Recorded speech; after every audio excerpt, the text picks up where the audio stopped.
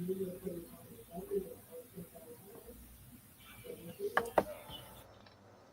I didn't say. What are you looking so sad about, Jam?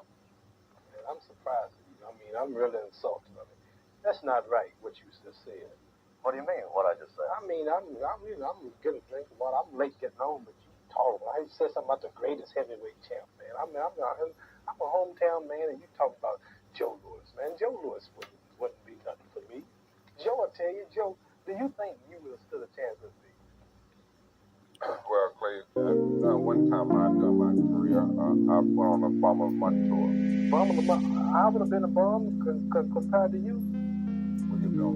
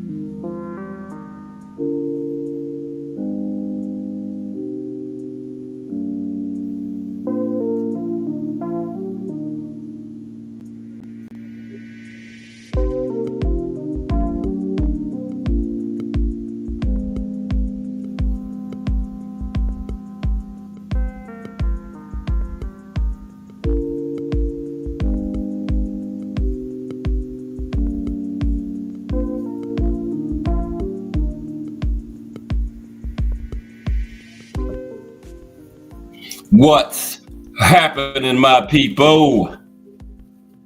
It's Cast Sports again, back for another afternoon with the family. That's right. You know what time it is. If it's Monday through Friday, 2 p.m., it's the Boxtorian bringing you all that boxing history. Boxing is the greatest sport of them all. That's why we love it. Can't get enough of it. Miss Cass, Mike Mazik, salute to everyone and welcome to another episode of Cass Sports, the Boxtorian. Today, the winningest boxers in history. The winningest boxers in history. How's the family today? It's Tuesday afternoon. This is the Tuesday afternoon edition of Cast Sports, the Boxtorian. We got 20 fighters with the most wins in boxing history. And they all come from the 40s on back, because they fought a lot more back then, because you had to be a really big name to make the big money back then. So fighters fought a lot more because they weren't making big money, so they had to fight more fights to make money. A lot of boxers had other jobs, regular 9 to 5s or 8-4s or 7-3 30s or 3-11s or 11-7, whatever. They had other jobs a lot of boxers did back then. And these 20 fighters today are going to be from like the 1940s on back, to the early 20th century. But we got 20 of them, 2 of them right there on this list of the winningest boxers in history. Sugar Ray Robinson and Archie Moore, both in the 100 Knockout Club. Archie Moore is number 2 all time in knockouts with 132. Billy Bird has like 139, excuse me, for first place. But Sugar Ray also in the 100 Knockout Club. It's like 109 with all his other talents in the 100 Knockout Club too. The great Sugar Ray Robinson. Yeah, but that's what we're doing today. And we're gonna dig into the newspaper decision. I always explain it a little bit. We're gonna explain the newspaper decision totally today, because a lot of these fighters, they had 100, 200 fights, but a lot of them had a lot more fights because they had the newspaper decisions, which weren't counted on the official record. And when we get finished going over these 20 fighters with the top records, we're gonna go at deep detail of what exactly a newspaper decision was, okay? And then we're gonna talk about the most controversial decision in history today too. But for the what we got going on this weekend, I think Xander Zayas back in the ring this weekend, right? Young Puerto Rican fighter, young up-and-coming fighter in the 154-pound division. I believe he's in there this weekend. But for the highlights of boxing history, we are at the 122 super bantamweight / junior featherweight division today. Okay, we're gonna do that. Then we're gonna take a look at what's going on this weekend before we get into the show. But first, for the highlight of boxing history, we're gonna look at the CAS Sports currently top 10 active junior featherweight 122.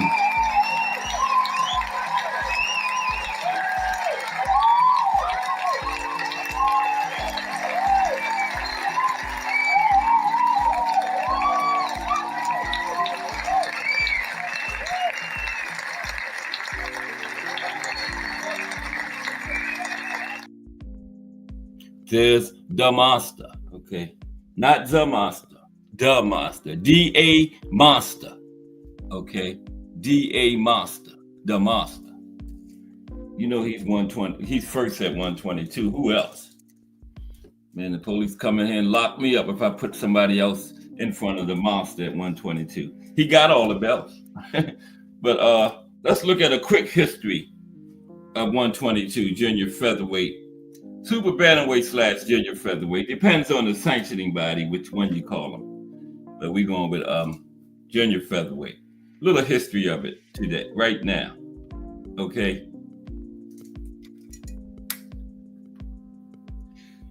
Okay, well, super bantamweight was created in 1920 by the New York Walker Law at a weight limit of 122 pounds.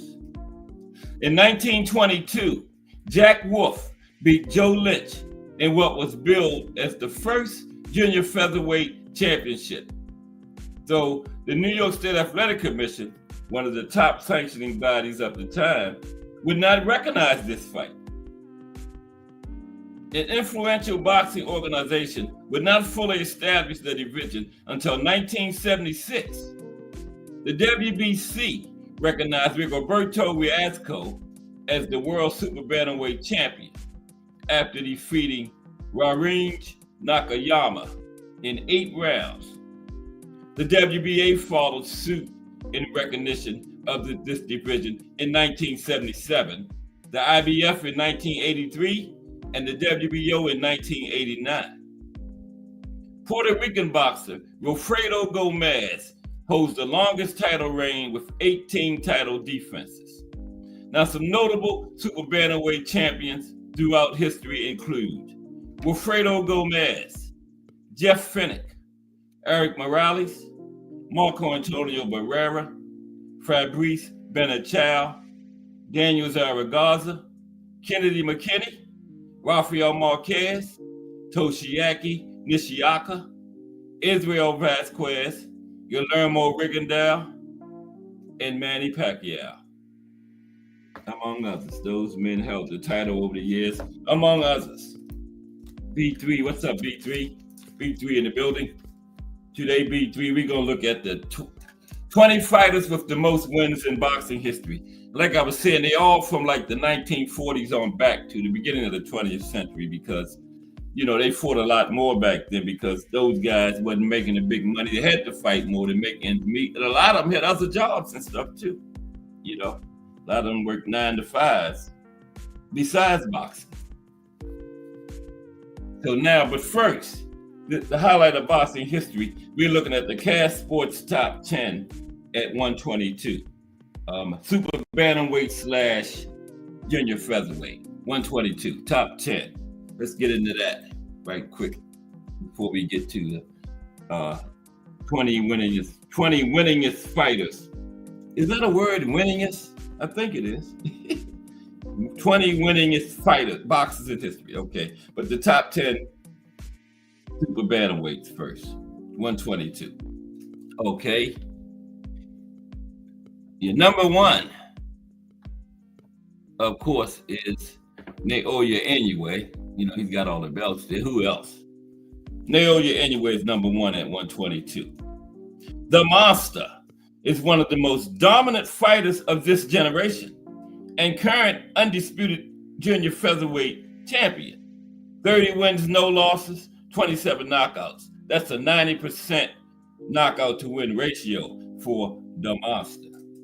D.A. Monster. Okay? Not the Monster. D.A. Monster. The Monster. Okay. Number two. Coming in at number two is Marlon Tapales. Marlon Tapales. There's Marlon. Oh, he about to put somebody down. Tapales is an experienced Filipino southpaw with an aggressive mindset. 40 wins, 4 losses, 21 by the knockout route. Marlon. Number three.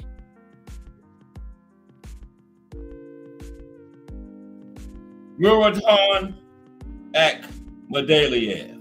I got the last name right. Akhmadaliev. An Uzbekistani professional boxer known for his high-pressure style that combines power and precision. 14 wins, 1 loss, 11 knockouts for Akhmadaliev.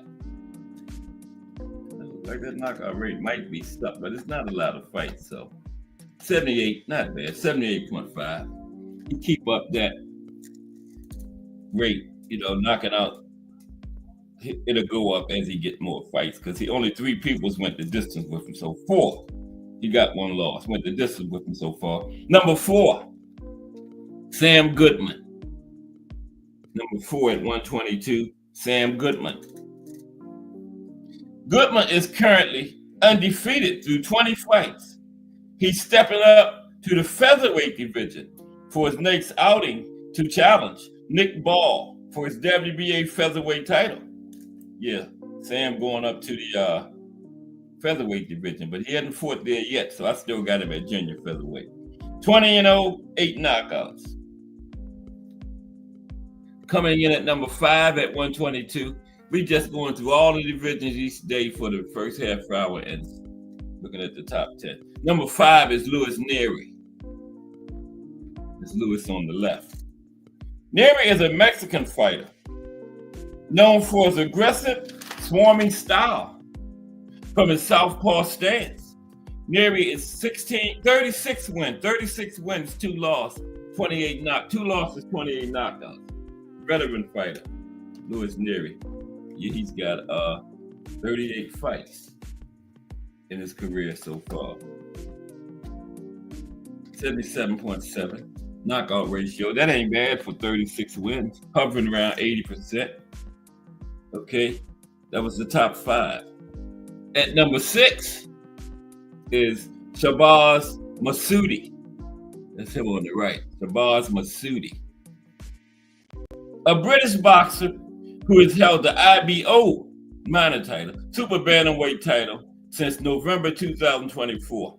14 wins, no losses, 4 knockouts. Shabazz. Number 7, Liam Davies. Liam Davies. There's Liam on the left. Liam Davies.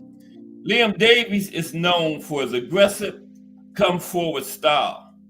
He's described as dangerous with blistering power and accuracy. 18 fights into his pro career, 17 wins, 1 loss, 8 knockouts. Okay, number 8, TJ Doheny. Oh, I done messed up somewhere. Okay.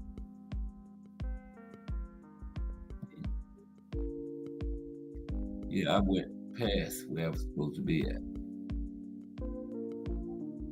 That's TJ. So there's Liam Davis, right? That was Liam on the right. There's TJ. My bad. Got out of place. TJ is number 8. Wait a minute. Yeah, that's TJ. Number 8, TJ Doheny. Thomas Hill in the building. And somebody tell me that wasn't Liam Davis. It kind of looked like. What's up, T Hill? We finishing up the super bantamweights today. We at number 8, TJ Doheny. Let's salute Thomas Hill. TJ Doheny, an Irish boxer who is a former IBF champion in the division.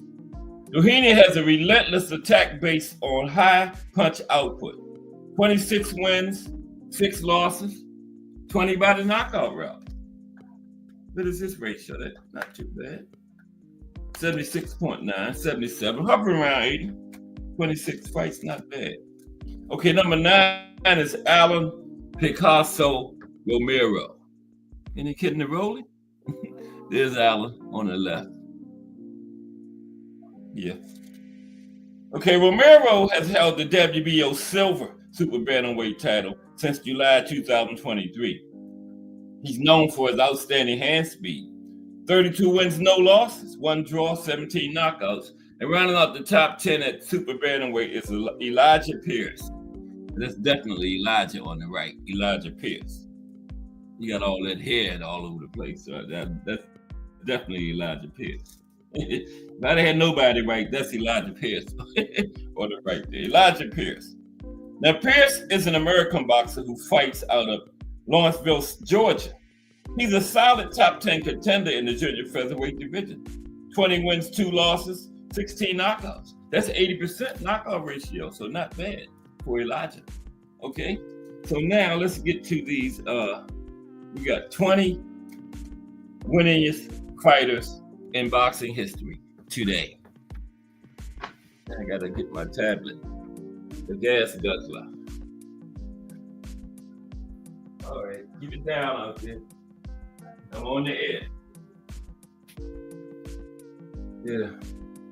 Yeah, Miss Cass and our daughter, they always arguing. You know, 2 people is exactly alike.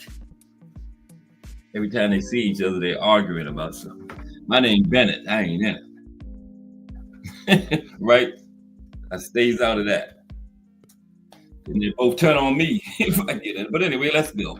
Okay, we got 20 of the top 20 boxers with the most wins in history. Okay?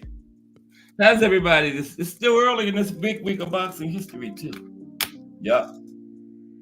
Man, everybody just stick around for that last, the link's supposed to be the last 30 minutes, but it was the last 30 minutes and then the next 2 hours yesterday. But it was fire, man. We had a good time talking this boxing yesterday, man. Beautiful. And we're going to try to do it again today, about 3:30. 3:30.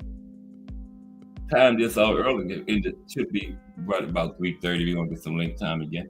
But the top 20 boxers with the most wins in history, okay? That's where we at today.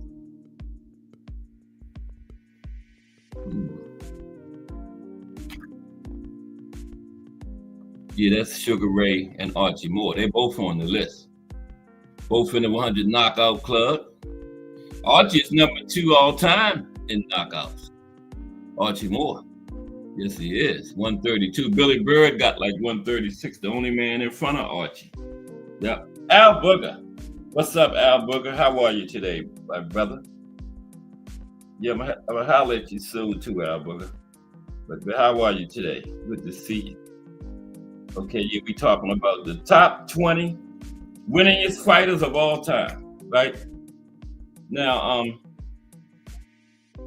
the big records in boxing were mostly at the beginning to the middle of the 20th century, around the 40s, around in there. And as with any boxing era, those decades had their specifics. Now, this applies to records as well. Now, for various reasons, not all fights are entered in the fighters' records. Also, the statistics are sometimes full of missing fights. And also in those days, there was such a thing as a newspaper decision, right? This is the newspaper's opinion on the result of a close fight, right? And we're going to explain the newspaper decision when we finish. Newspaper decisions aren't included in the official record. So most of these fighters got over 100, 200 fights, and they had 80, 90, 100 newspaper decisions. It's not included. So yeah, very interesting. We're going to look exactly what the newspaper decision is once we finish these 20 fighters today. So let's start on from number 20 on down to the most fights of all time. All of them over 100. And all of them are in the International Boxing Hall of Fame too. Every one of these fights are in the Hall of Fame. Okay.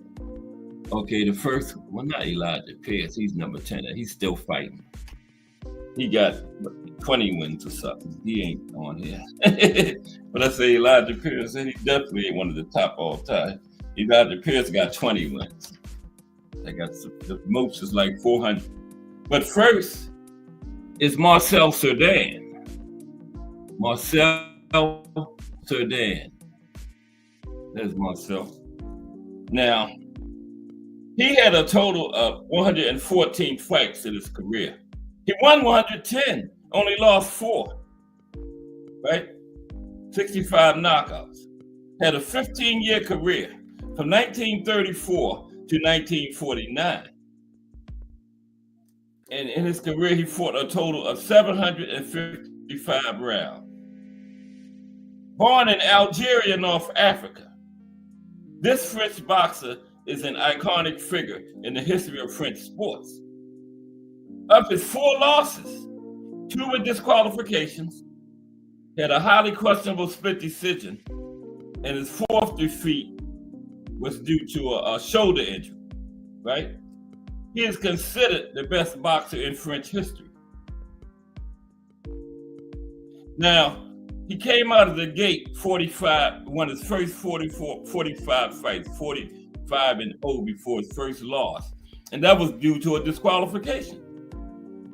Now, during World War II, Cerdan won the Inter-Union Boxing Championship in 1944.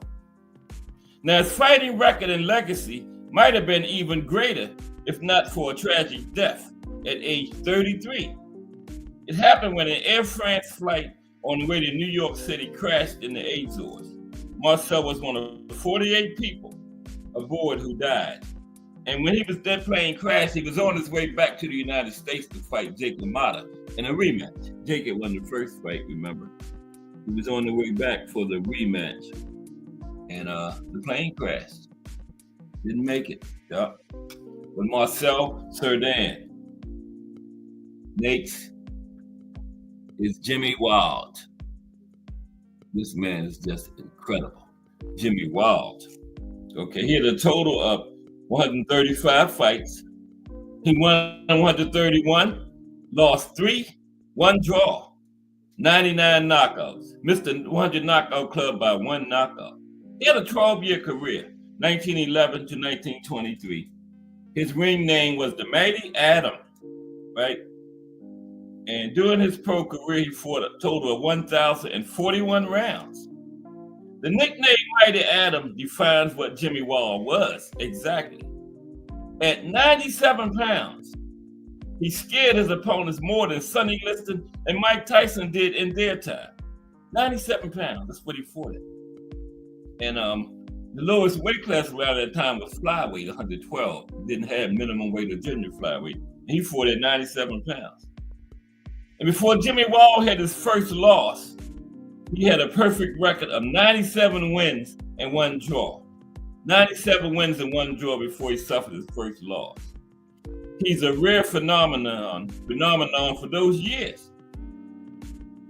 He managed to keep both his health and make good money, right? A real legend in his lifetime. In addition to his achievements in the boxing ring, he managed to write several books, right? And according to unconfirmed info, like I was talking about, these newspaper decisions and all of that, a lot of these fighters had a lot more fights than actually get credit for. According to unconfirmed information, Jimmy Wall had over 800 fights, and get this, losing only 10 of them. Incredible.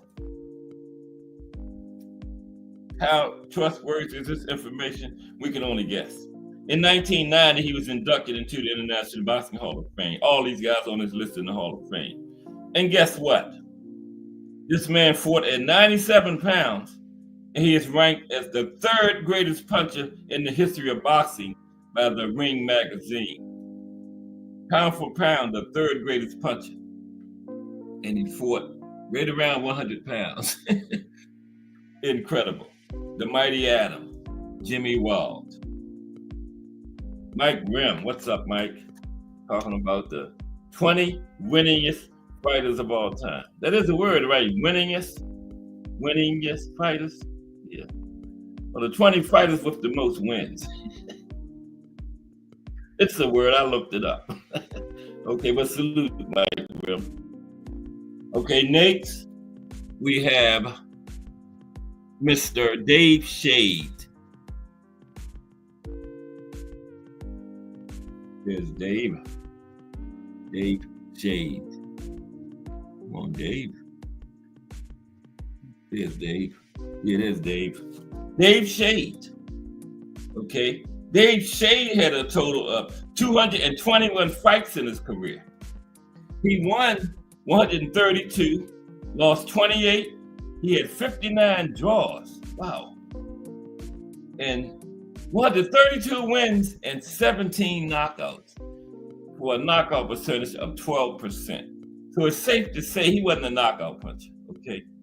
He had a 17-year career, though, 1918 to 1935. And he fought a total of 1,645 rounds in his career. Like I said, all these guys in the International Boxing Hall of Fame, every one of them. Now, Dave Shade comes from a boxing family that includes brothers Billy and George Shade.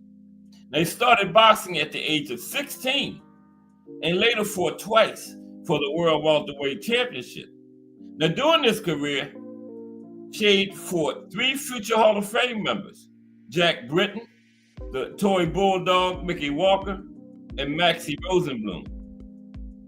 Dave was very closely tied to the Mafia, like we talked about yesterday. Dave could have been on yesterday's show too. Dave was very closely tied to the Mafia.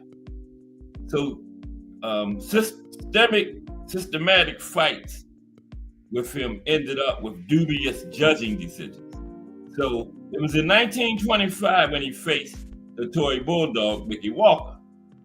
It was a meeting of 2 of the dirtiest fighters in history, which made the fight very colorful. And at the end of the fight, no one doubted that Shade had won the fight, but the judges gave the win to Walker. See, when you was a mob fighter, that kind of stuff happened. A lot of times the other fighter threw the fight, but a lot of times they was expecting you to take a loss in fights you knew you had won because you was controlled by the mob. So that was one Shade won, but he had to take the loss. The judges gave it to Walker. So Dave understood that he was a mob fighter. The next day after the fight, the newspapers wrote about the fixed fight.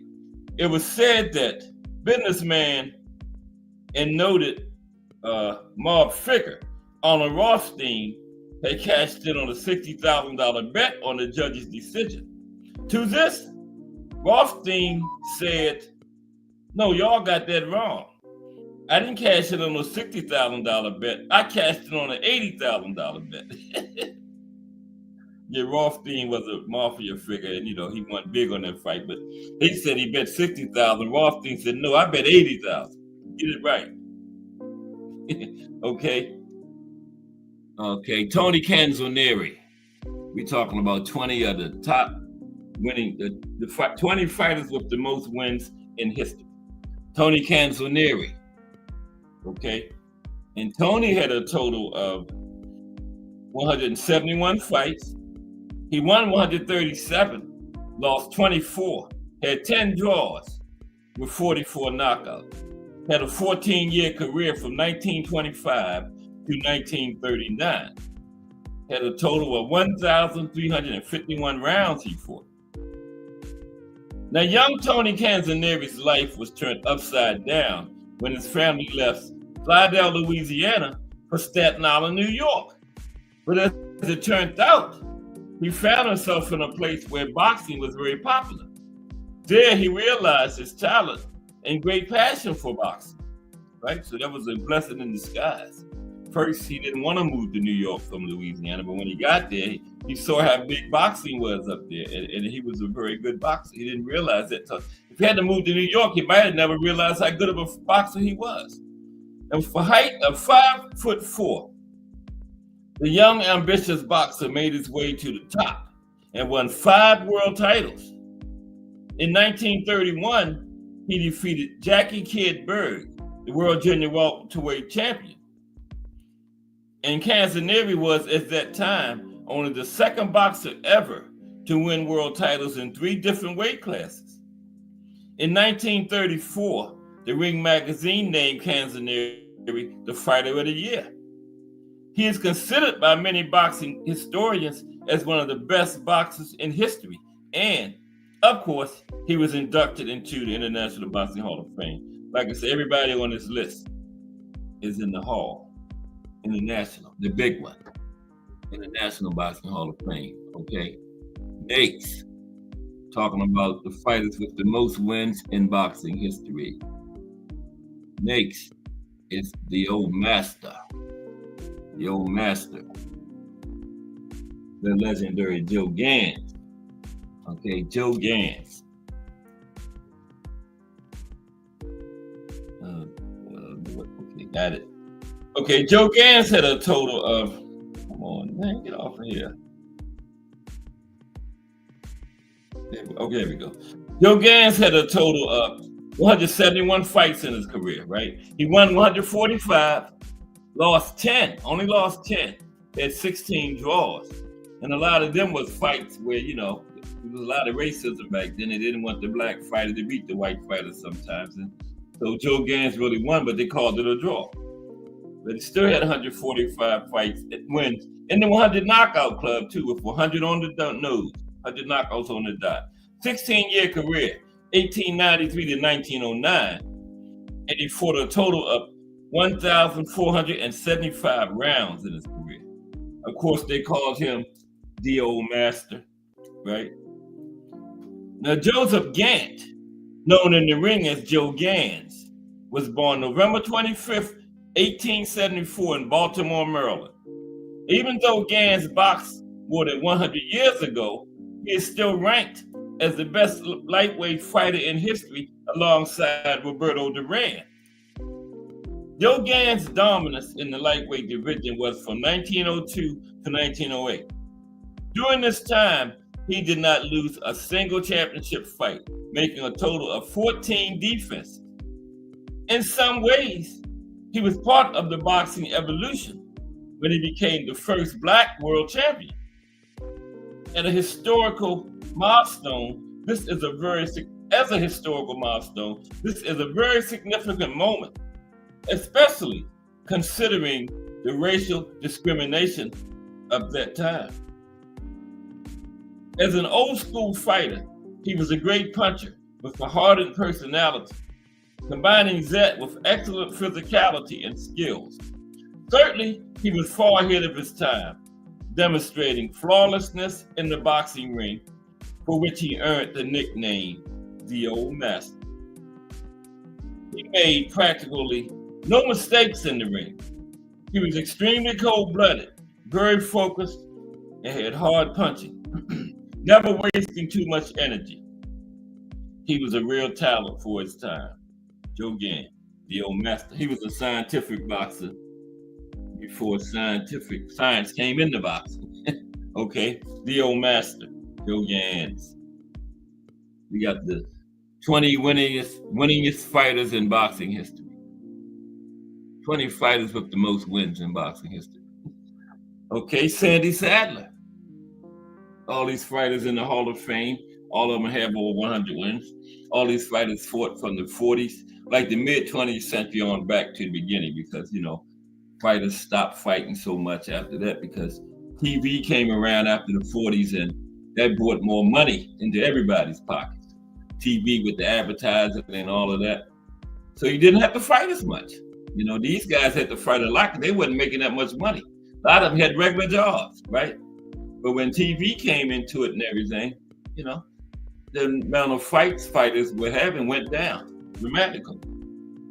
By going and put yourself in danger in this dangerous sport so much when you didn't have to. Now you was making more money with less fights, right? So Sandy Sadler. Sandy had 163 fights in his career. He won 145, lost 16, 2 draws, 103 knockouts. 12-year career, 1944 to 1956. And Sandy fought a total of 922 rounds in his career.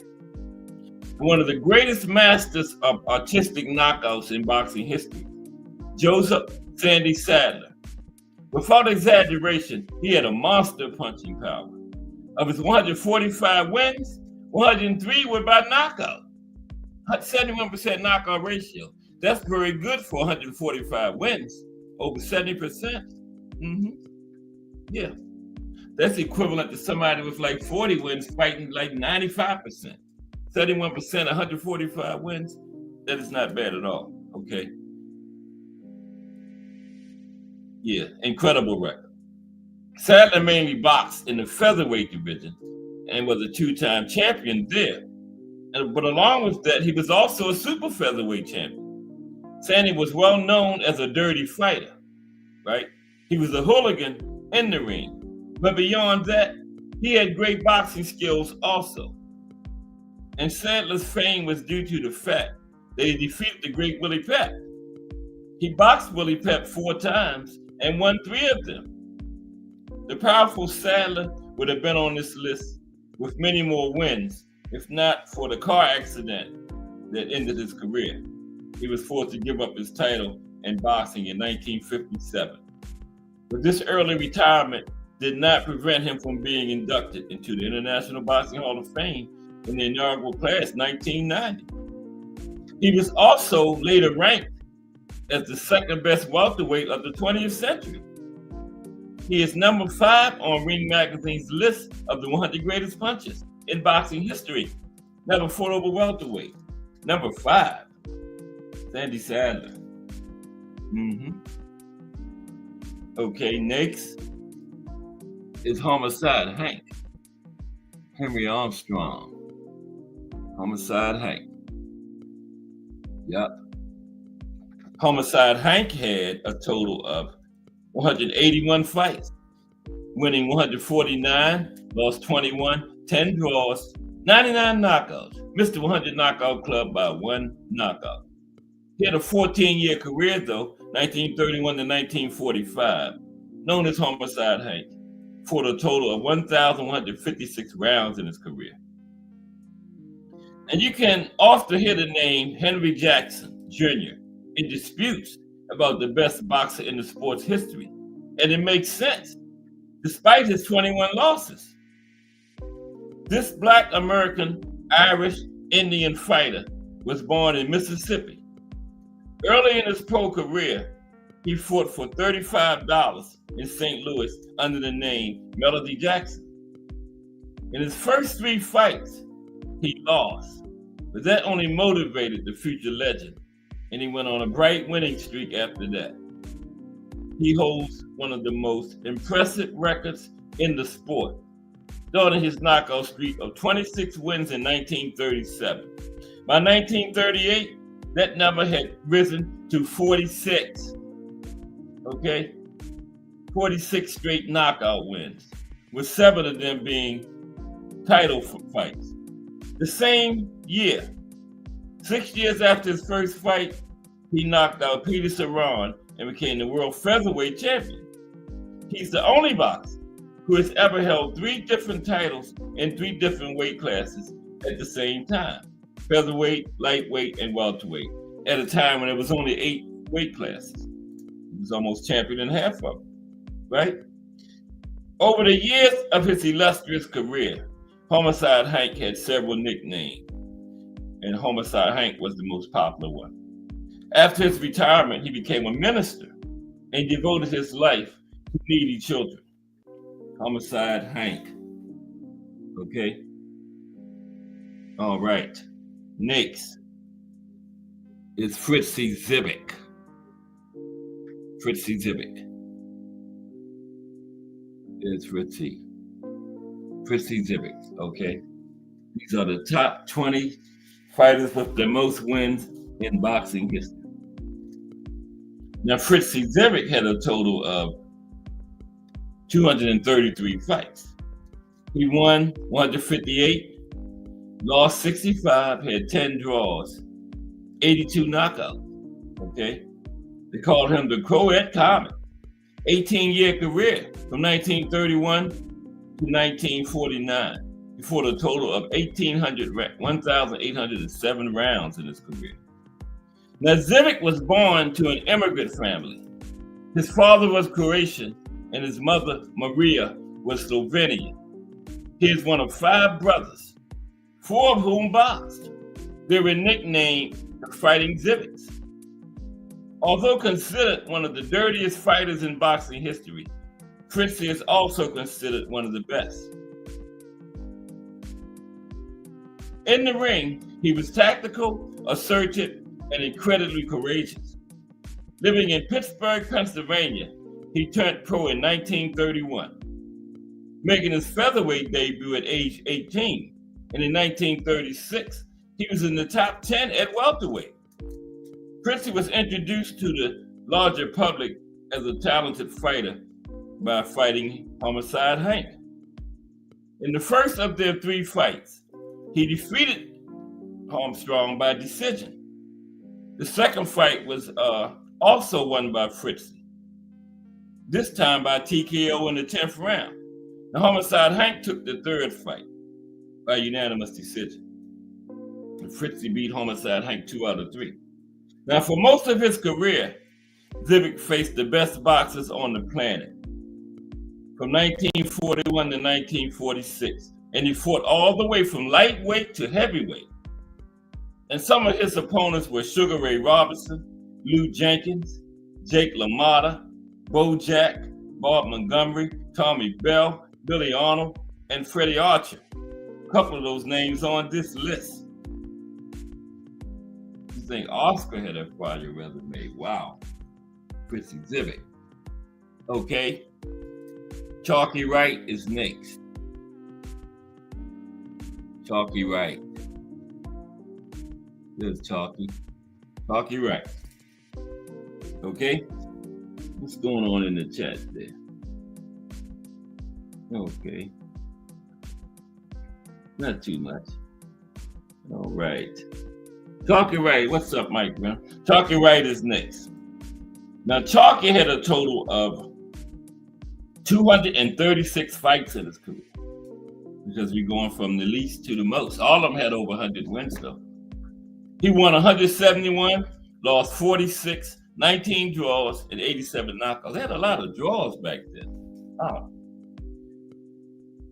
Now, he had a 20-year career from 1928 to 1948. He fought a total of 1,377 rounds in his career. Now, Chalky's real name was Albert Wright, right? He was an American featherweight boxer. He was born in Arizona and was the youngest of 7 children. Now, Wright began his pro career at the age of 16. At 5'7", he was tall for his 26-pound weight class. You think 5'7"? What about this guy Espinosa is like 6'1"? And they thought 5'7" was tall back then. Wow, Espinosa is 6'1". Okay, yeah, but 5'7" was tall for 126 too, yeah. In addition, Talkie had long arms, which gave him a good advantage in his fights. His debut fight was on February 23rd, 1928, at which time he defeated Nilo Ball by a judge's decision. In 1938, he faced the great Henry Armstrong, but lost by knockout in the third round. The homicide, that ain't nothing to hang your head about. Homicide, Hank knocked a lot of them out. Remember, he had a 46 straight knockout streak. Talkie might have been one of them. But back to Talkie. In 1941, Talkie was one of the best featherweights in the world. He had a great career, and in 2003, he was ranked number 95 on Ring Magazine's list of the 100 greatest punchers of all time. Unfortunately, Talkie wasn't the same at the end of his career. Of his last 10 fights, he won only one, after which he finally decided to retire from the sport. He was 1-9. It was time to get out, Talkie. Good move. Time to go. I don't know why you waited till he was after like 1-5, he should have rolled out, but he lost 9 out of 10 and got up out of Dodge. It was time to go. Okay, next, Sugar Ray Robinson is one of the top 20 winningest fighters of all time. Sugar Ray. Yeah, sure is. Okay. Now, Sugar Ray had a total of 199 fights in his career. He won 174, 19 losses, 6 draws. With all his other titles, Sugar Ray Robinson is in the 100 knockout club with 109 knockouts. 25-year career from 1940 to 1965, okay? He fought a total of 1,400 rounds in his career. Now, Sugar Ray Robinson is widely recognized as the greatest boxer, regardless of weight class, pound for pound, in boxing history. His real government name was Walker Smith Jr., right? Had an amateur record of 85 wins, no losses. 40 of them by first round. 40 of his 85 wins was by first round knockout in the amateurs. Now, the youngest of 3 children, Sugar Ray originally wanted to be a doctor, but as time would later show, Sugar Ray Robinson was born to be a boxer, right? His pro career was as brilliant as his amateur career. He won his first 40 fights. Then he lost to Jake LaMotta in 1942. After that loss, he won his next 91 fights. He faced LaMotta another 5 times and won each one of them. Robinson retired in 1952. He had a record of 132 wins, 2 losses, 2 draws, but he came back and added another 42 wins and 17 more losses and 4 draws. That's where he finished up at 174 and 19 with 6 draws, okay? Yep, he came back. Sugar Ray was a phenomenon in the sport and was unacceptably good for those years, being a fighter who was way beyond those times. Sugar Ray Robinson. Okay, next is the Alabama Kid. The Alabama Kid. There he is. Now, the Alabama Kid, why did this keep popping up on me? The Alabama Kid had a total of 289 fights in his career, right? He won 206, lost 60, had 23 draws, and 117 knockouts, right? And he had a total of 1,800 rounds he fought. To be exact, 1,833 rounds in his career. Now, the Alabama Kid, oddly enough, is not from Alabama. And he never fought in Alabama or that part of the world. That nickname is reportedly given to him by his promoter, Lee Huffman. Now, the Alabama Kid's government name was Clarence Reed, and he never liked his real name. He would spend most of his long and eventful career fighting in Australia, right? For the best fighters Australia had to offer him. Now, the biggest fight he was in against the best middleweight and welterweight in the Australia was named Ron Richards. On December 22nd, 1938, before a live audience of 14,000 people, he filled the stadium in Sydney, Australia, and Alabama Kid lost after the 12th round by judges' decision. But later on, January 26, 1941, he got a rematch with Richard. This time, he had one of the best wins of his career, knocking Richards out in the 8th round. The other big winners in his career were over Jack McNamee, heavyweight Billy Waco Britt, and even a knockout over Lee McNabb. And Lee McNabb weighed 277 pounds, and the Alabama Kid weighed 167. Lee McNabb outweighed him by 110 pounds, and the Alabama Kid knocked him out. Wow. Okay. Yeah. All right. Next, Herbert Lewis Hardwick, also known as the Coco Kid. BN Boxing News. What's up, BN Boxing News? And Pound for Pound King Bud is back. What's up, Pound for Pound King Bud and BN Boxing News? Today we're looking at the 20 winningest fighters in boxing history. All of them is like from the mid-20th century on back to the early 20th century. Because, all of those had 100, 200 fights because, they didn't make as much money, so they had to fight more. But after the significant that from the 40s on back, because after the 40s was when TV came into it, that's when the purses started going up, the TV money and everything, So yeah, but the Pound for Pound King Bud and BN Boxing News in the building. BN Boxing News on its way to Caraco. Somewhere over there, told me the other day. Might be there. Salute BN Boxing News. That's a hard-working brother. He deserves every vacation he gets. Appreciate you, BN Boxing News. Appreciate you 1,000%.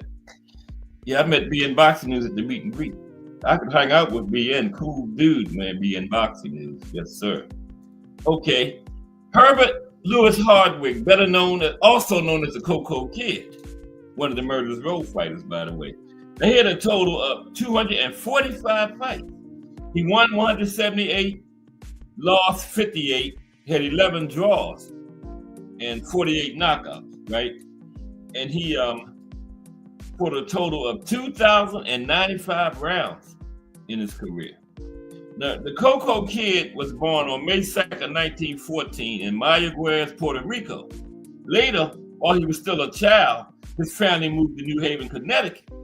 Now, beginning to box, he got attention from future state senator Harry Durant, who later funded his boxing expenses. Yeah, the state senator took interest in him and paid his money, traveling around to the amateur tournaments, bought his boxing gear and everything. Yeah, he got lucky, man. He got the attention of a rich guy and funded his expenses, funded his early career. And he took the alias Coco Kid as a tribute to the great Cuban boxer, Kid Chocolate. After that, he got the attention of the boxing world. In 1933, he was an experienced 18-year-old. He got the big fight against former featherweight champion, Lewis Kaplan. After 10 rounds, the Coco Kid won by decision. In 1935, he defeated Frankie Britt and took the welterweight title. The following year, he met Holman Williams in the first of their incredible 13 fights, because they were both Murderers Row fighters, and sometimes the other fighters wouldn't fight them, so they had to fight each other. These two Murderers Row fighters fought each other 13 times. From 1936 to 1935, the Kid defeated Williams 8 times. He lost 3, and I believe they had 2 draws for 13 fights, right? 8, 3, 11, 2, 13, yeah. So he is a true veteran, 245 pro fights, like I was saying. He defeated such fighters as Eddie Booker, Steve McMichaels, and Jack Chase. He had a draw with Charlie Burley. 3 of those 4 Murderers Row fighters, Eddie Booker, Jack Chase, and Charlie Burley. He also met Hall of Fame members, Batley Badalino, Lou Ambers, and Archie Moore. In 1948, the Cocoa Kid retired after nearly 20 years in the ring, after which he was entered into the International Boxing Hall of Fame. Everybody on this list in the hall, deservedly so. Okay, let's see. All right, next we have the great, legendary, excellent, outstanding Boston Bone Crusher, Sam Langford. Oh my goodness, what happened to much? There we go. I keep hitting buttons. Sam Langford. Now, Sam had a total of 245 fights in his career. He won 178, lost 29, had 38 draws, won 26 knockouts. Just like I was saying, Joe Gans, a lot of those draws were really wins because, like the racism back then, a lot of times when they were the white fighters, he won the fight, but they would call it a draw. And Sam would carry him, you know. But when he had to catch a train, they say Sam would in a fight anytime he got ready. And when he had to catch a train, he'd get him up out of there in a hurry. Say, I got to go. And Sam had a 24-year career, 1902 to 1926. We called him the Boston Bone Crusher. He fought 1,994 rounds. There's 6 rounds short of 2,000 rounds in his career. Now, he is known as the greatest fighter to never win a title.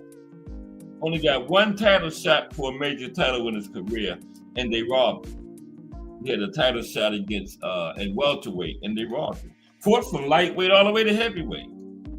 He is also ranked as the 2nd greatest puncher in boxing history by Ring Magazine. 2nd greatest puncher, and this man never fought over 185. His average weight was between 150 and 160. 2nd greatest puncher of all time. Incredible. Sam Langford. Okay, so why hasn't such a fighter with all these accolades never had the title? The Langford's title fight problem was personal, not professional. At the time, the king of the division was Jack Johnson. Jack Johnson was the first Black American to become world champion and refused to fight Langford. He fought him for the colored championship, but when he got the regular one, he wouldn't fight him. Johnson's excuse was that a fight between 2 black fighters would not interest the viewers. And he's scared he's gonna get his butt whipped. That was the real thing. Right?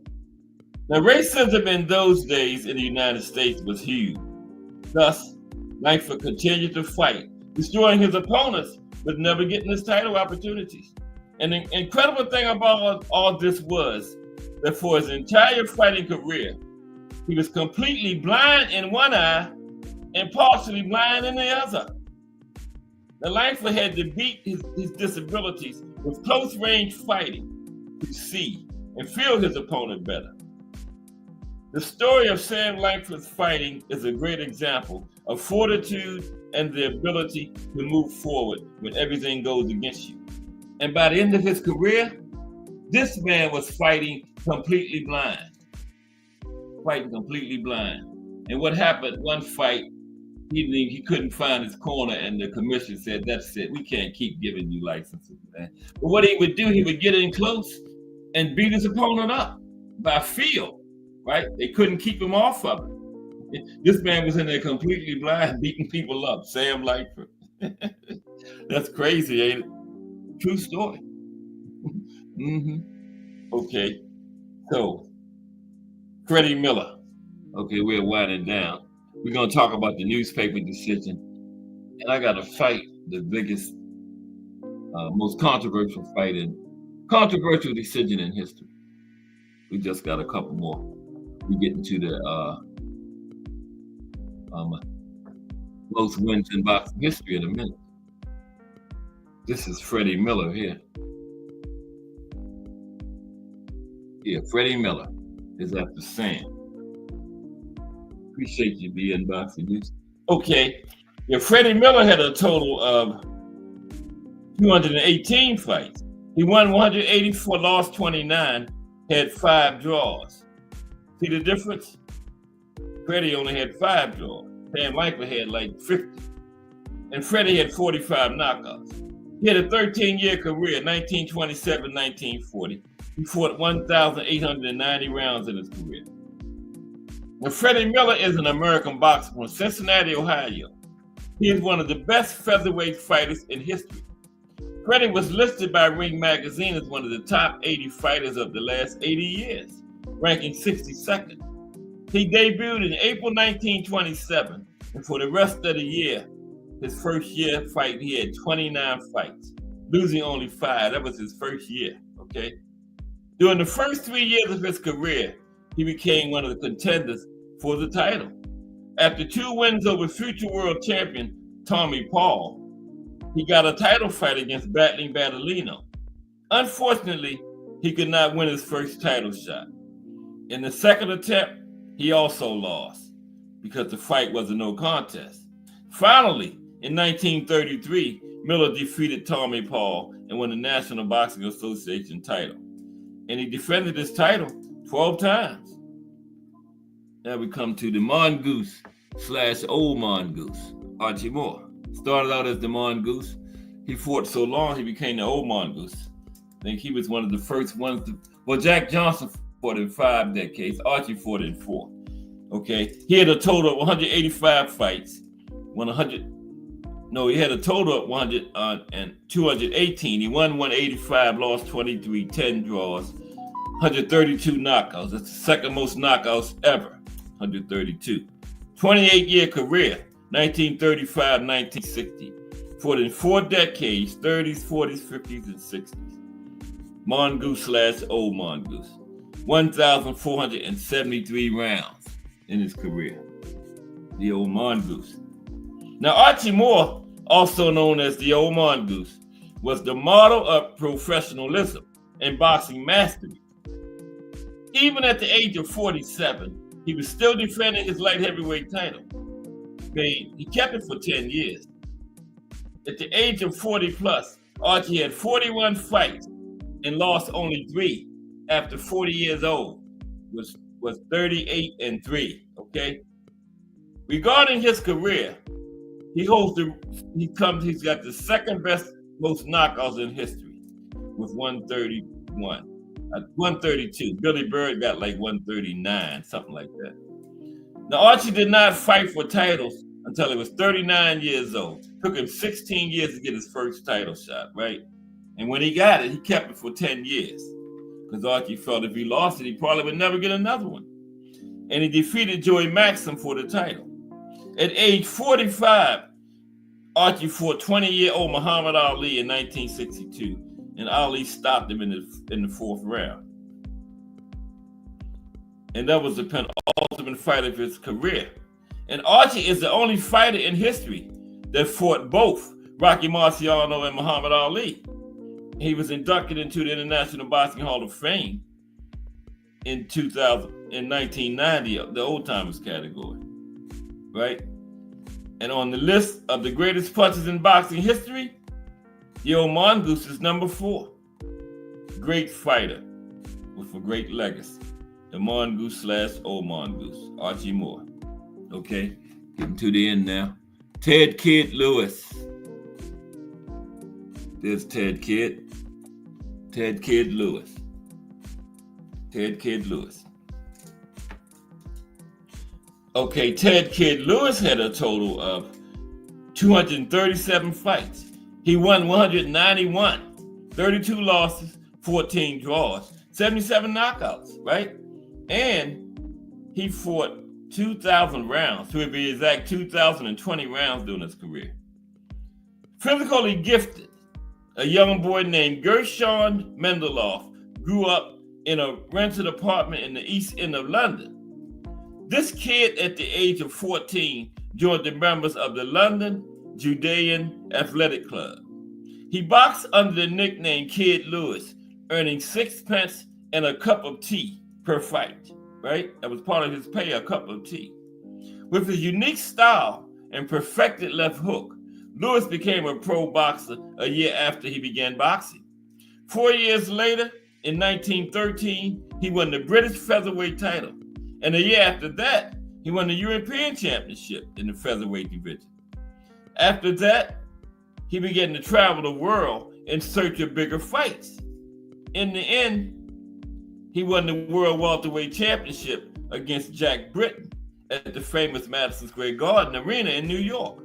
Lewis and Britton later met each other 18 more times, right? Lewis had 7 wins and 2 draws. In 1992, Lewis was inducted into the International Boxing Hall of Fame, okay? I think we're in the top 5 wins of all time now. Maxie Rosenbloom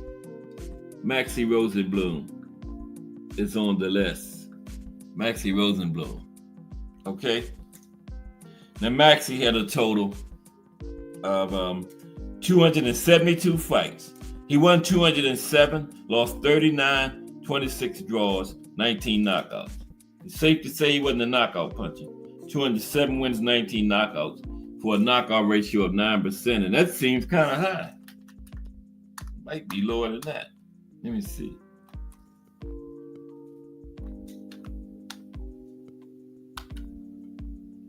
Yeah, 9%, that's right.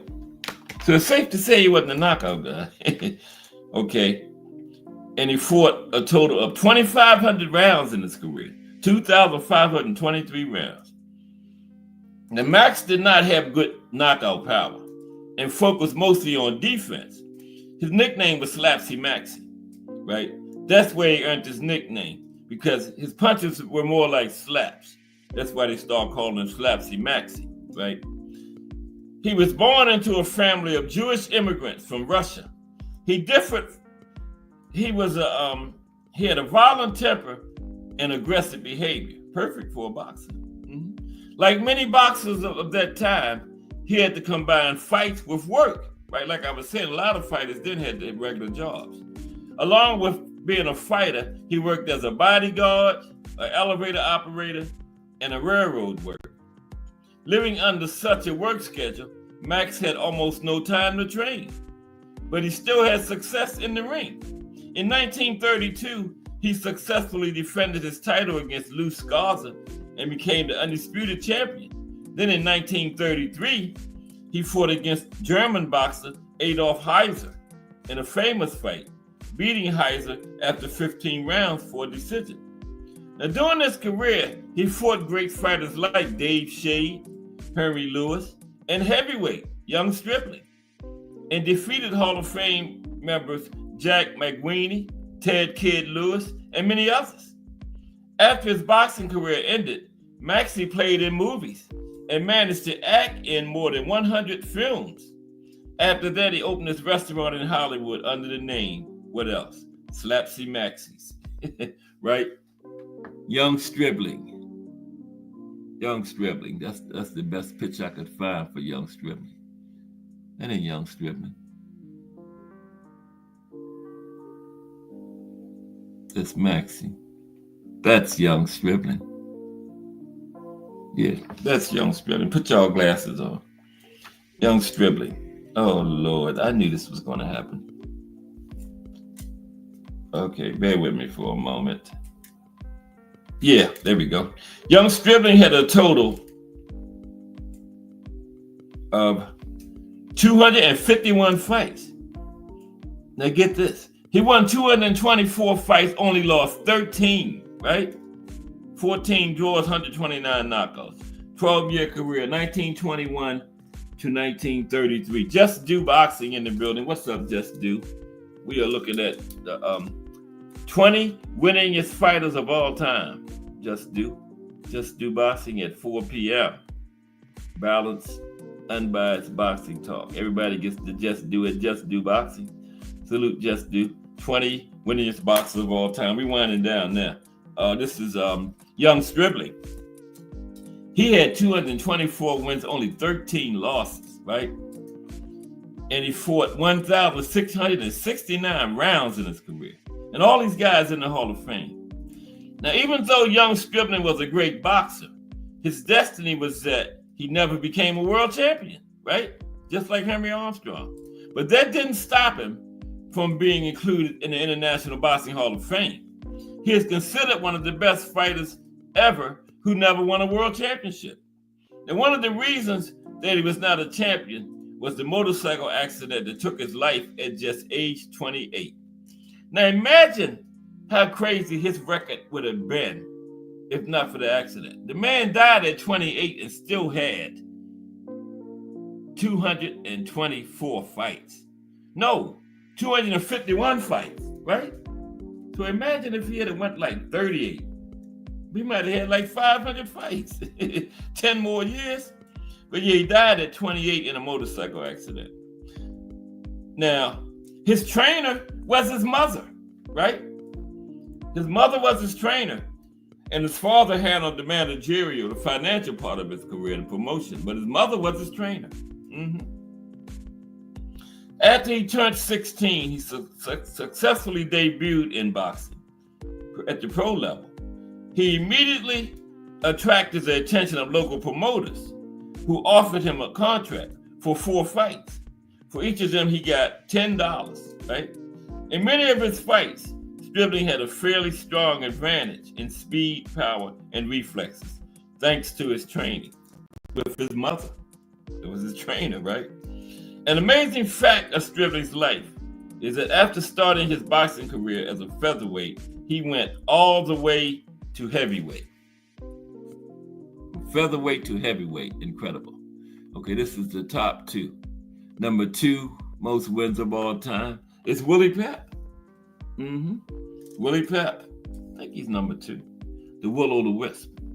Now, Willie Pep had a total of 241 fights. He won 229, lost 11, 65 knockouts, 1 draw. That's less than 2% of his fights he lost. He fought 26 years, 1940 to 1966, okay? Now, his birth name was Guglielmo Papalio. He was 5'4" inches tall, Italian-American boxer from Middleton, Connecticut, right? 241 fights during his career, 1,956 rounds. He's regarded as potentially the best featherweight in boxing history and is known for his speed and defensive skills. He faced Sugar Ray Robinson as an amateur. The fight took place in a store basement in Norwich, Connecticut. And Pep's handlers didn't tell him who he was fighting because Sugar Ray was fighting as an amateur under an alias. And Pep didn't know it was, he knew of Sugar Ray Robinson, but his handlers didn't tell him who it was. Now, he lost the fight by decision, right? But imagine that Willie Pep and Sugar Ray Robinson fighting in a storefront. That's like Floyd Manning fighting outside a bar somewhere. Sugar Ray Robinson and Willie Pep fighting in the basement of a storefront, right? Crazy. Now, another incredible fact about Willie Pep, he survived the plane crash in 1947 in which he had significant injuries, including a broken back. And the pilot and 2 passengers died in the crash. And Pep recovered from serious injuries, and the doctor told him he wasn't going to fight again. Not only did he fight again, he fought 10 more times that very year the plane crash, right? He told the doctor, I'm going to fight again. The only thing I'm not going to do again is fly at night.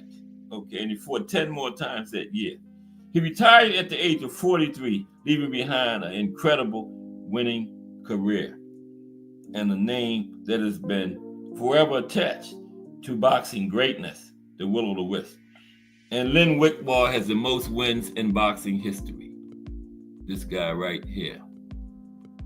The most wins, not him, in boxing history. That's him on the right. Okay, Len Wickball had a total of 471 fights, okay? He won 342, lost 86, 43 draws, 94 knockouts, okay? Now, he fought for 19 years, from 1928 to 1947. And he fought a total of 4,000 rounds during his career. To be exact, 4,014 rounds during his career, this man fought. Okay, wow. Now, Len Wickball, he was a British fighter who turned into a pro at the age of 18, okay? He began his career boxing in small clubs, okay, doing up to 3 fights per night, 3 fights every night.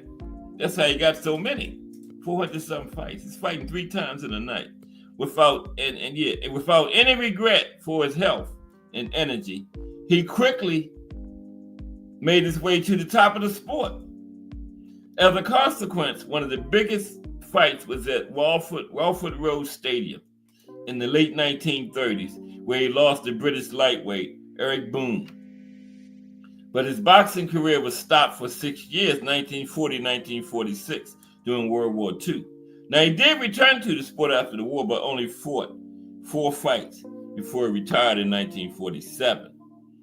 He fought a total of 471 pro fights, including 342 wins, the highest win total in boxing history. Okay?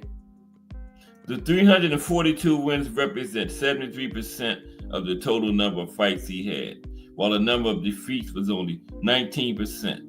Incredible efficiency for so many fights, right? He also owns the Guinness Book of World Records for the most professional boxing fights.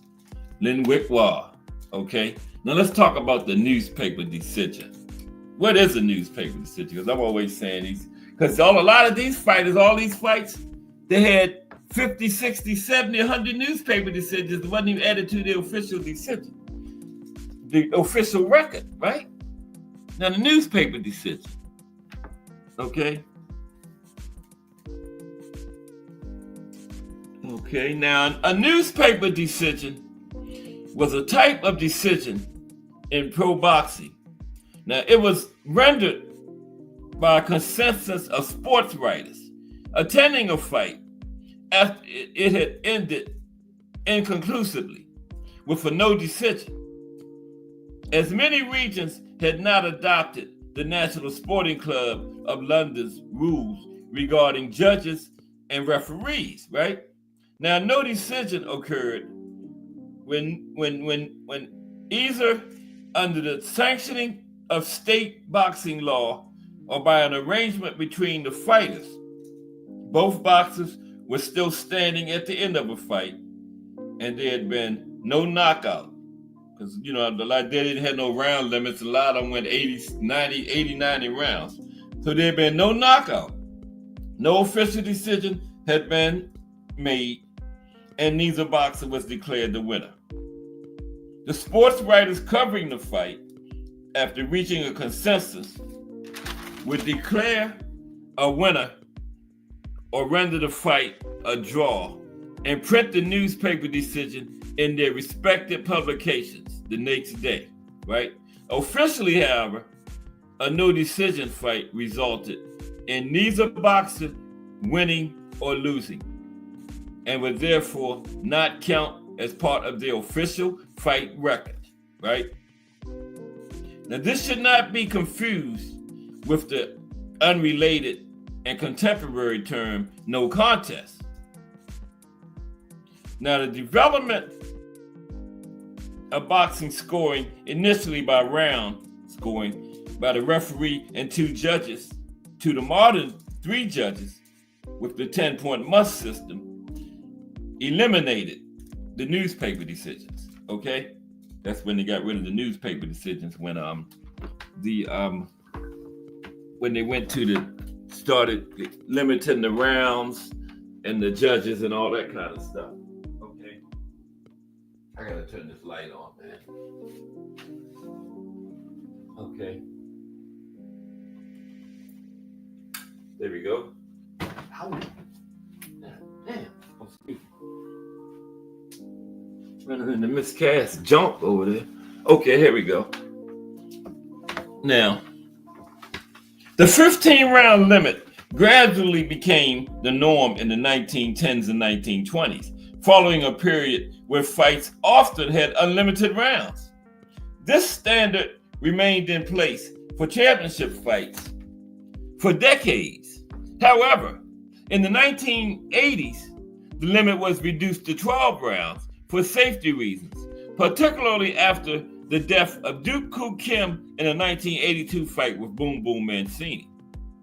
Now, judging the outcome of fights by scoring rounds became common practice in the early 20th century. Initially, the referee or a single judge might score the rounds. Later, 2 ringside judges were added, with the winner decided by majority decision. In the late 20th century, the standard evolved to 3 ringside judges scoring each round using the 10-point must system, which became widely used from the mid-20th century onwards to the present, with the WBC introducing it in 1968. Now, the 15-round limit was eventually replaced by a 12-round limit in the 1980s, okay? Due to fighter safety, remember Dooku Kim. Now, the Marquis of Queensberry rules, established in 1867, laid the foundation for modern boxing by introducing features like timed rounds and the use of gloves, although they didn't provide a unified scoring system initially. The 10-point must scoring system standardized judging later. Okay, now let's see here. Let's look at this. Okay, I need an assistant. Man. Anybody need a job paying minimum wage? Okay, $2 an hour. Oh, that's my minimum wage. Okay. Turn this light back off. $2 an hour in food. All meals. You gotta like oodles of noodles. Okay, now we're gonna look at which is the most controversial fight ending in boxing history. Let's look at that real quick. The most controversial fight ending in boxing history. This is short. Then we're gonna get some link time. Y'all ain't gonna keep me on until 6 o'clock tonight. Okay, that's Max Smelling. He was one of the participants in this controversial ending. Okay, let's get to that. The most controversial ending in boxing history. Oh, come on.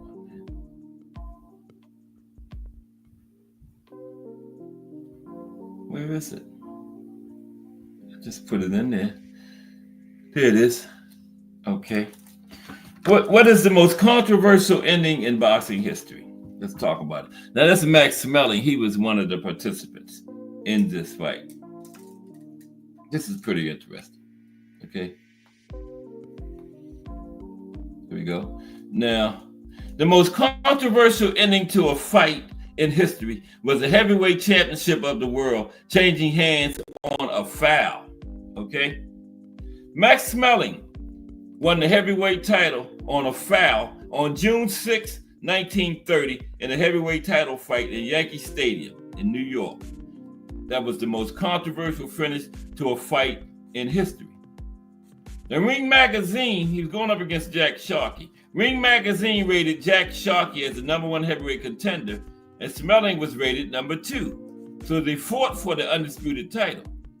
Now, the fight itself, Jack Sharkey and Max Smelling were fighting for the World Heavyweight Championship, which had been vacated since Gene Tunney, the previous title holder, retired on July 31st, 1928.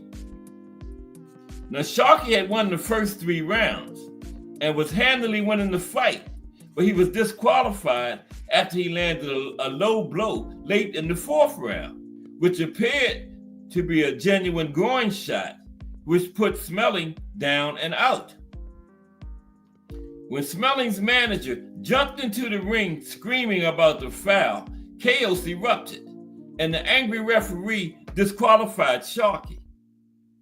Now, both the National Boxing Association and the New York State Athletic Commission, they were the 2 sanctioning bodies, the 2 major sanctioning bodies of the time. Both the NBA and the NYSAC reviewed the fight and the referee's disqualification and upheld the decision that the referee made, and Smelling kept the title. The public outrage led to Smelling being referred to in the media as the low blow champion, right? They didn't like Smelling anyway because he was German and everything, right? It wasn't quite the World War II yet, but Hitler and Nazis was already beginning to act up over this, so they started calling Smelling the low blow champion. On January 7th, 1931, the New York State Athletic Commission stripped Smelling of the title after his manager, Joe Jacobs, refused to honor the commission's demand that Smelling defend the title in a rematch against Sharkey. But not all commissions honored the New York's action. And Smelling was still generally regarded as the heavyweight champion of the world when he and Sharkey finally fought a rematch at Madison Square Garden on June 21st, 1932. Now this time Sharkey won the fight, though the crowd favored Smelling, and Sharkey became heavyweight champion, winning a 15-round split decision. Everybody thought it was a robbery. In this rematch, right, virtually everyone in attendance, including Jack Dempsey and Gene Tunney, thought the German had won comfortably. Dempsey, who had no love for Sharkey, was particularly outraged, and even Tunney, who liked Sharkey, but Tunney was known for complete even-handedness, agreed with Dempsey that Smelling had been robbed. Dempsey said, "Worst damn decision I ever saw, a robbery." After that decision was announced, Smelling's manager, Joe Jacobs, one of the most colorful characters in boxing history, grabbed the radio mic because there was no TV that it was broadcast on the radio. His manager grabbed the microphone away from the broadcasters and shouted into the radio, "We was robbed," right? This was the first time the phrase was broadcast nationwide. It wouldn't be the last time someone said that on radio or television in the years since, over almost 100 years since, right? Yeah. Now, Edward J. Neal of the Associated Press wrote that to a wide majority of the critics, it seemed that Smelling had earned the right to retain his title, even if not by any great margin. Now, the fight was broadcast worldwide on radio by NBC.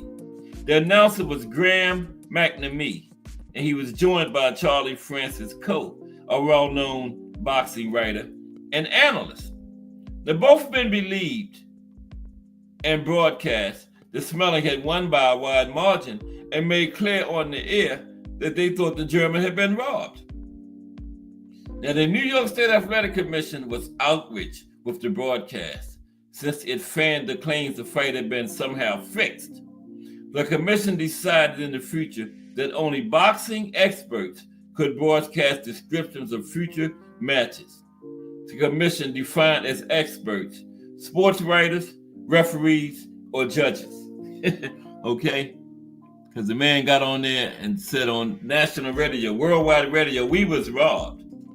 Now, defeat by stoppage to Max Baer in the second fight after losing his title seemed to finish Smelling as a serious contender, especially after it was followed by a decision loss to the lightly regarded Steve Hamas. But history had other plans for Max Smelling.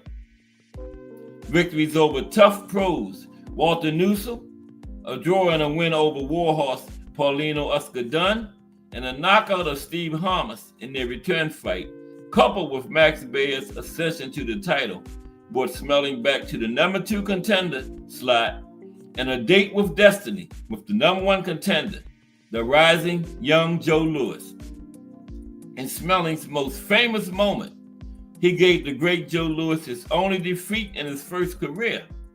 Though Louis would win the rematch, breaking Smelling's back, the two men would become fast friends in later years, and Jack Sharkey faded from history, losing his last fight to Joe Louis. Yes, Smelling saw something on film. A lot of fighters didn't watch film then, but they had a Smelling saw on there that Joe Louis, when he threw that jab, he dropped his hand on the way back. And Spelling waited for the perfect moment. I think around the 12th round, he got Joe Louis up out of there. Okay. Let's get some late time. We got what we got? 30 minutes. Oh man, I love it when I look at that. I told you 3:30. Almost 3:30 on the dot. Wow. I love it when a plan comes together. Okay, we're gonna put the link in. All are welcome to hit the link. Okay. We're gonna talk about what we still can talk about this weekend in Barrios and Manny. I think Xander Zayas is in there this weekend, right? Xander Zayas? Yeah, I think. Let me see if Define Arnie coming here today, did I?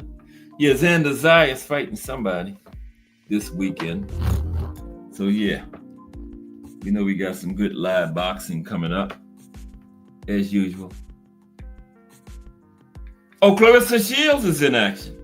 Yeah. Who is it? Lonnie Daniels? Right. Yeah, the GOAT. Clarissa's in there. Yeah, I saw something about that.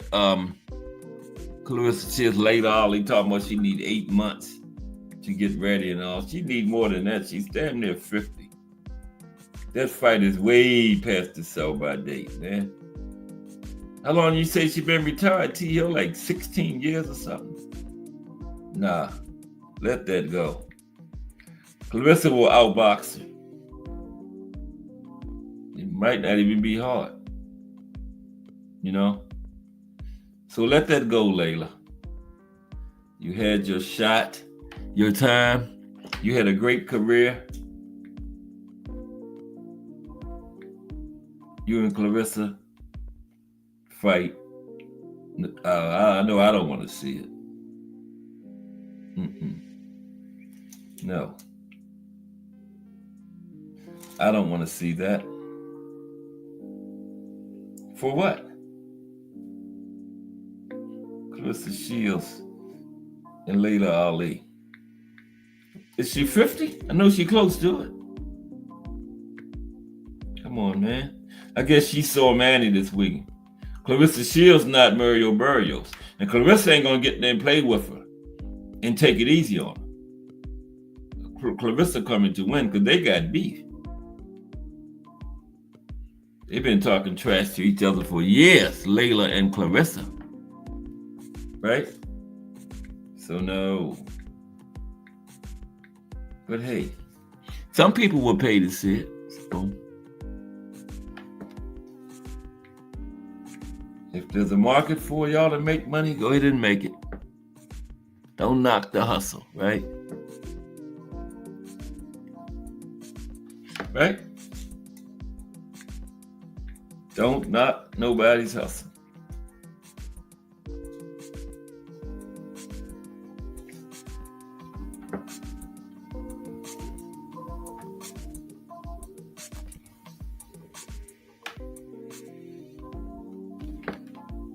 Okay, here we go.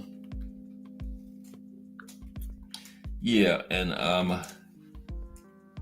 well, yeah, we are still early in this week. It's just Tuesday. Tomorrow is the whole hump day. Some more boxing history tomorrow.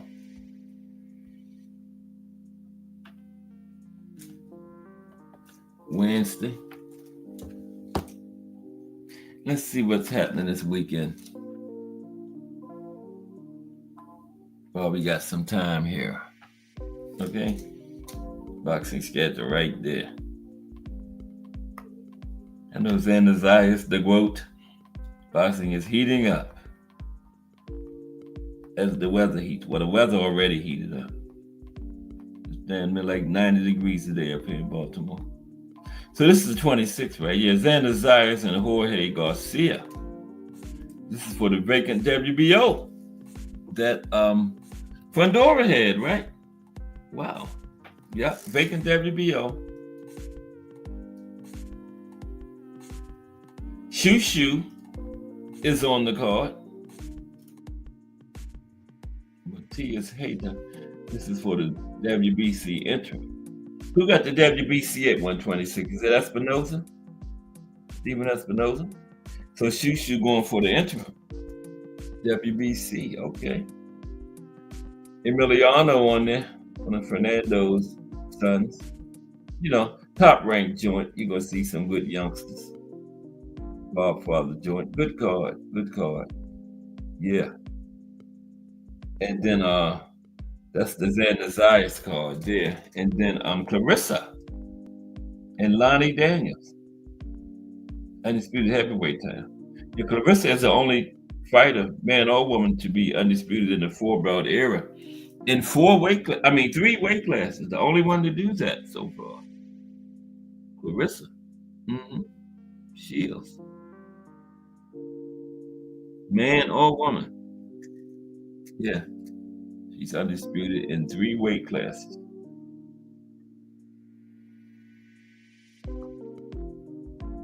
And then, yeah. And, we got a fight on the 30th from Japan. Kishiro Taraji. Okay, Ricardo Sandoval, that could be good. Taraji got the WBC and WBA flyweight. That could be good. Okay, so yeah, we're looking in good shape. Then we start August. Arthur Duarte, Kenneth Sims Jr. headlining the card from Chicago.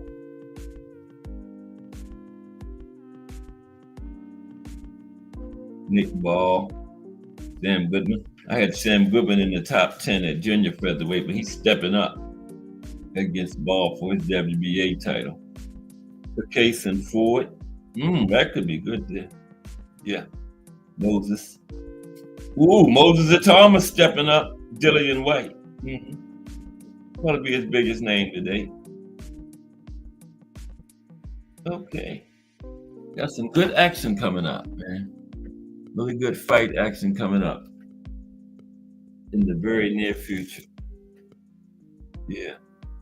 So we're in great shape as boxing fans. And then, you know what's happening September 13th? Canelo Alvarez versus Terence Crawford. 12 rounds of boxing for Canelo's undisputed super middleweight championship. Can Bud do it? I don't think so. But we'll see. That's the good part about it. We are going to see. That is, that's Netflix. Yeah, that's Netflix. Right. Las Vegas. This is Bud. This is Bud Madrigal was his last fight, right? Canelo fought this year against Ball. Bud fought last year, so yeah.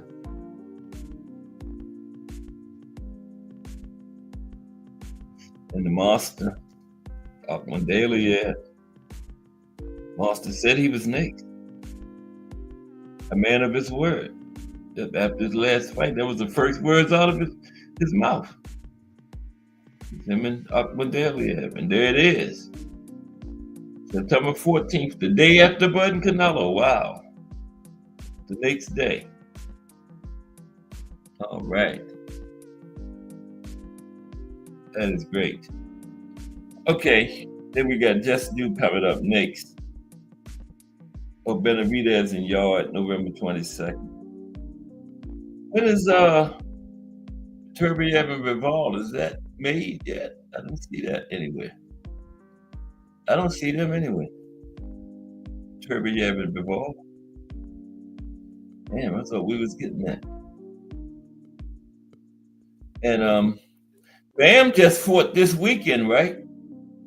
And Bam is already back on the schedule for November. I like that. Bam ain't playing around. Didn't he fight this past weekend? Bam is right back on there already. But on Riyadh season on November 22nd. He's the co-main this time. It's Fernando Martinez. Yep. Yeah, Bam is right back on the schedule. That is a great card. Abdullah Mason and Sam Oaks. Abdullah going for his first major title, and that's the one with Norman and Devin on that one too.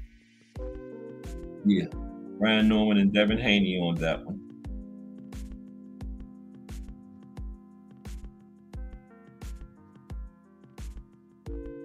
Yeah.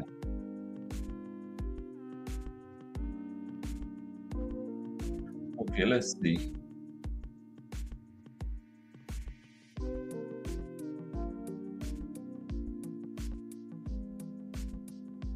Okay. Now,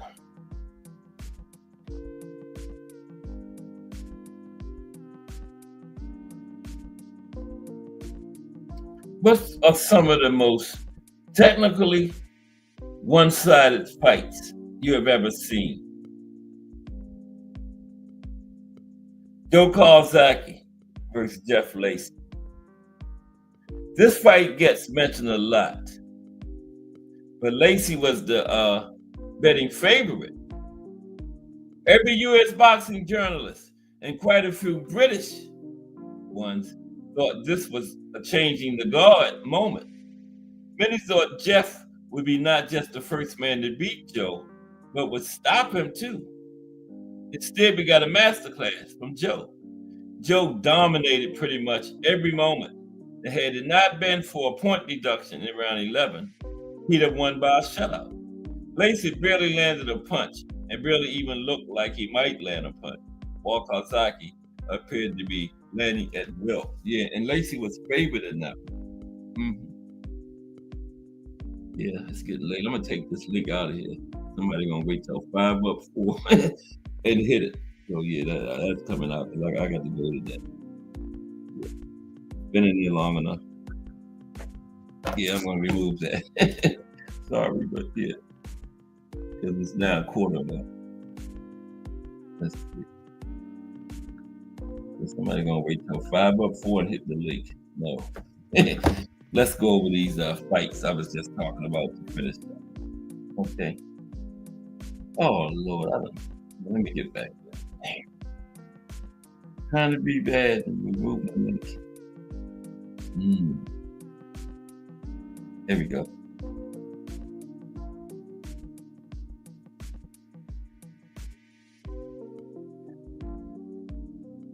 Talking about the most one-sided fight, right? There it is. Okay, I got it back. Yeah, Joe Kawasaki and Jeff Lacey was one. That's pretty one-sided. Another one was not too long ago. Crawford versus Spence. Now, yeah, everybody say Spence had injuries. But Bud is a brilliant boxer. And Earl won the first round on most cards. But that was about it. And this was a much hyped fight between two of the top fighters in the sport at that time, right? Now, Bud came in as a narrow betting favorite, but opinions were fairly divided on the result. I had Earl, right?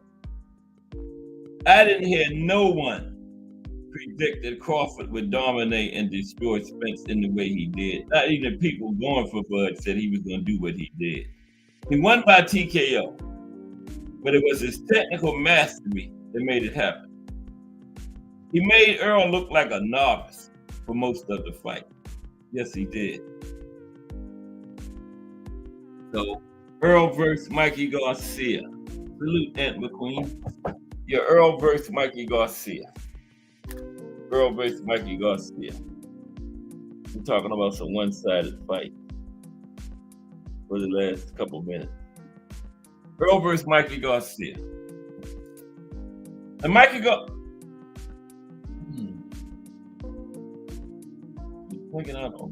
Mikey Garcia was moving up from lightweight and was a former featherweight champ. So it's fair to say Spence was the favorite. But Mikey was highly rated.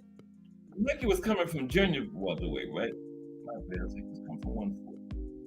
But Mikey was highly rated. It had a slightly higher pound-for-pound ranking than Earl. Many may have expected Earl to win, but no one really expected a shutout. Yes, that's exactly what happened. Mikey did not win one round. He didn't even have a draw in a round. Spence controlled the fight and beat Mikey to the punch for the entire fight. Groves versus Eubank Jr. Now, this fight probably not many outside the UK really bothered with. Eubank Jr. did a great job hyping his career using his father's fame, but also building a big following on social media with eye-catching training clips.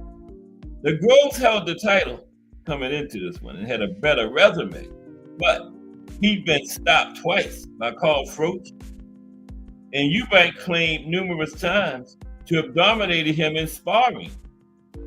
A claim Groves denied, of course. Yeah, Groves said no, that didn't happen. Now, we seemed all set for a competitive domestic showdown with the world title on the line. What we got was 11 rounds of Eubank plodding forward and getting hit in the face. For the first few rounds, Eubank could barely get punches off. After that, he relied on lunging forward with wild swings. Now, Eubank Jr. had showed great hand speed and combination punching in previous fights, but it suddenly became obvious that he'd failed to master one of boxing's most fundamental skills, footwork. Groves dominated the fight by jabbing and stepping to one side. With no target in front of him, Eubank couldn't get his shots off.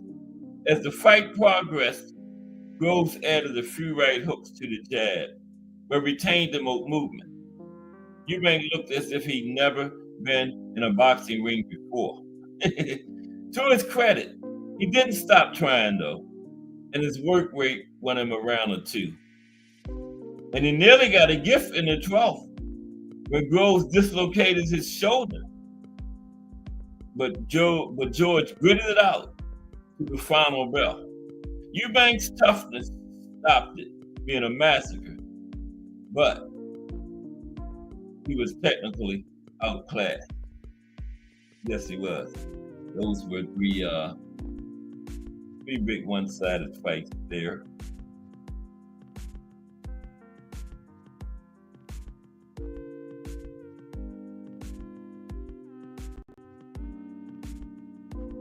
Okay.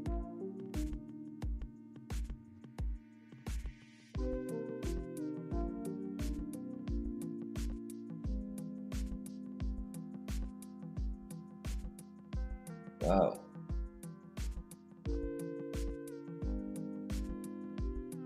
Okay, we're going to leave a little early today since yesterday we stayed for like a little late. But tomorrow we'll be back with another Cast Sports.